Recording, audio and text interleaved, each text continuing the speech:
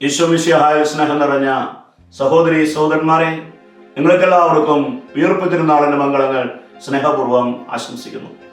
വിശുദ്ധ പൗലോസ് ശ്ലീഹ കൊരിന്തോസ്യർക്ക് എഴുതിയ ലേഖനം 15-ാം അധ്യായം 4-ാം വാക്യത്തിൽ നാം ഇപ്രകാരം വായിക്കുന്നു: യേശു ക്രിസ്തു നമ്മുടെ പാപങ്ങൾക്ക് വേണ്ടി മരിച്ചു, എഴുതപ്പെട്ടിരിക്കുന്നത് പോലെ 3-ാം ദിവസം ഉയർത്തെഴുന്നേറ്റു.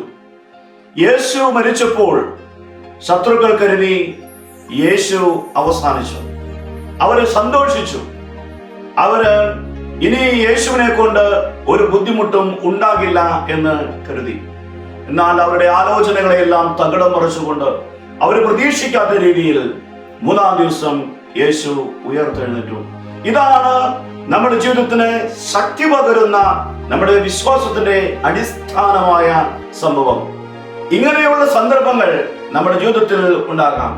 ചിലപ്പോൾ നമ്മൾ വിചാരിച്ചേക്കാം, എല്ലാം തീർന്നു, ഈ രോഗം കൊണ്ട് എന്റെ ജീവിതം അവസാനിച്ചു, ഈ തകർച്ച കൊണ്ട് ഞാൻ ബുദ്ധിമുട്ടിലായി, ഇനി എനിക്ക് മുന്നോട്ട് പോകാൻ വഴിയില്ല, ഇനി ഞാൻ ഒരിക്കലും തിരിച്ചു വരില്ല, ഇനി ഒരിക്കലും എന്റെ ജീവിതത്തിൽ സന്തോഷമുണ്ടാകില്ല എന്നൊക്കെ ചിലപ്പോൾ നമ്മൾ കരുതിയേക്കാം. അത് മരണത്തിന്റെ അവസ്ഥയാണ്.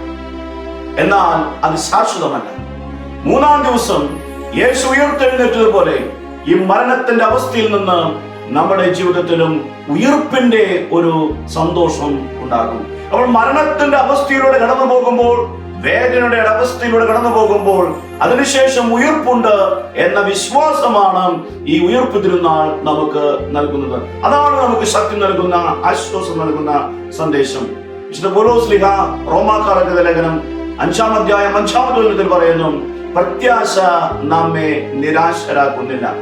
ഉയർപ്പ് തിരുനാൾ നമുക്ക് നൽകുന്ന ഏറ്റവും വലിയ സന്ദേശം ഇതാണ്: പ്രത്യാശ. എല്ലാ വേദനകളിലും, എല്ലാ കഷ്ടപ്പാടുകളിലും, എല്ലാ ബുദ്ധിമുട്ടുകളിലും, എല്ലാ പ്രതികൂല സാഹചര്യങ്ങളിലും പ്രത്യാശയോടെ മുന്നോട്ട് പോവുക.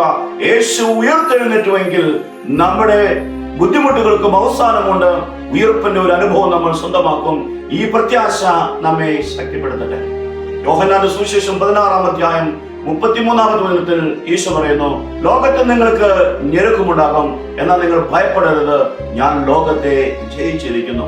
ഈ ലോകത്തിൽ എന്ത് ഞെരുക്കമുണ്ടായാലും നമ്മൾ ക്രിസ്തുവിനോട് ചേർന്ന് നിൽക്കുകയാണെങ്കിൽ, അവന്റെ മരണത്തിൽ നാം അവനോടുകൂടെ ഒന്നായി ചേരുകയാണെങ്കിൽ, അവന്റെ ഉത്ഥാനത്തിലും നമ്മൾ പങ്കുപറ്റും.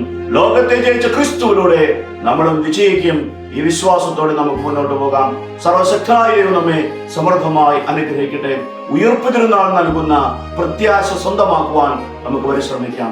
ദൈവം നമ്മെ അനുഗ്രഹിക്കട്ടെ.